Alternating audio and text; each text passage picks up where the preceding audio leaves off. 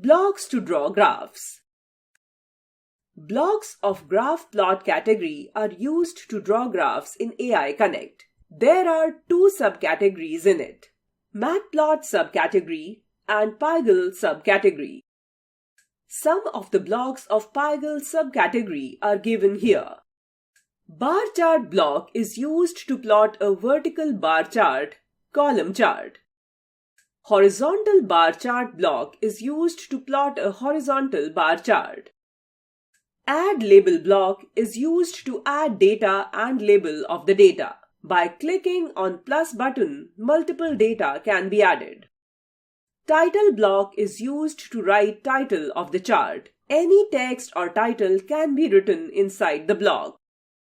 Render chart block is used to show chart on the output screen. Pie chart block is used to plot a pie chart, circular graph.